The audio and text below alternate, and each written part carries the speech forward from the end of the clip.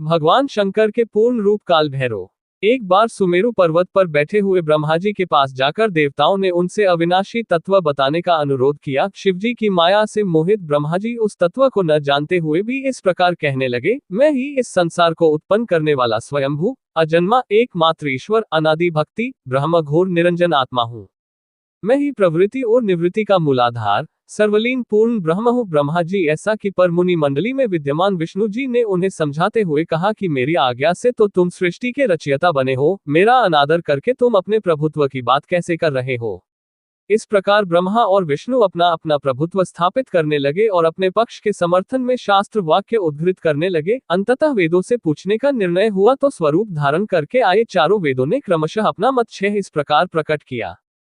ऋग्वेद जिसके भीतर समस्त भूत निहित है तथा जिससे सब कुछ प्रवत होता है और जिसे परमात्मा कहा जाता है, वह एक रुद्र रूप ही है।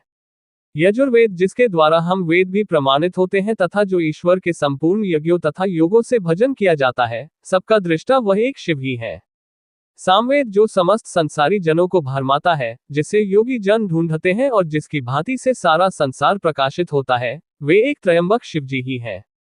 अथर्ववेद जिसकी भक्ति से साक्षात्कार होता है और जो सब या सुख दुख अतीत अनादि ब्रह्म है, वे केवल एक शंकर जी ही है।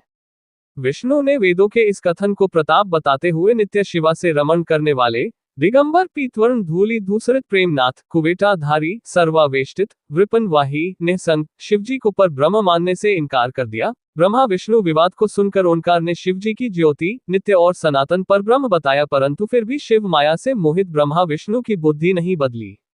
उस समय उन दोनों के मध्य आदि अंत रहित एक ऐसी विशाल ज्योति प्रकट हुई कि उससे ब्रह्मा का पंचम सिर जलने लगा। इतने में त्रिशूलधारी नील लोहित शिव वहां प्रकट हुए तो अज्ञानतावश ब्रह्मा उन्हें अपना पुत्र समझकर अपनी शरण में आने को कहने लगे। ब्रह्मा की संपूर्ण बातें सुनकर शिवजी अत्यंत क्रुद्ध हुए और उन्होंने तत्काल भैरव को प्रकट कर उससे ब्रह्मा पर शासन करने का आदेश दिया। आज्ञा का पालन करते हुए भैरव ने अपनी बाईं उंगली के नखाग्र से ब्रह्माजी का पंचम सिर काट डाला। भयभीत ब्रह्मा शतरुद्री का पाठ करते हुए शिवजी के शरण हुए। ब्रह्मा और विष्णु दोनों को सत्य की प्रतीति हो गई और वे दोनों शिवजी की महिमा का गान करने लगे। ये देखकर शिवजी शांत हुए और उन दोनों को अभयदान दिया।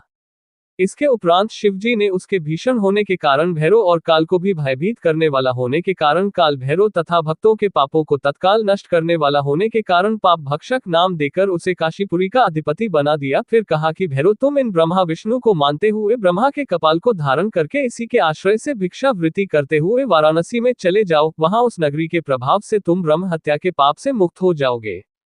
शिवजी की आज्ञा से भैरव जी हाथ में कपाल लेकर ज्यों ही काशी की ओर चले, ब्रह्म हत्या उनके पीछे पीछे हो चली। विष्णु जी ने उनकी स्तुति करते हुए उनसे अपने को उनकी माया से मोहित न होने का वरदान मांगा। विष्णु जी ने ब्रह्म हत्या के भैरव जी के पीछा करने की माया पूछना चाही तो ब्रह्म हत्या ने बताया कि वह तो अपने आप को पवित्र और मुक्त होने के लिए भैरव का अनुसरण कर रही है। भैरव जी ज्यों ही काशी पहुंचे त्यों ही उनके हाथ से चिमटा और कपाल छूटकर पृथ्वी पर गिर गया और तब से उस स्थान का नाम कपालमोचन तीर्थ पड़ गया। इस तीर्थ में जाकर सविधि पिंडदान और देव पितृ तर्पण करने से मनुष्य ब्रह्म हत्या के पाप से निवृत्त हो जाता है।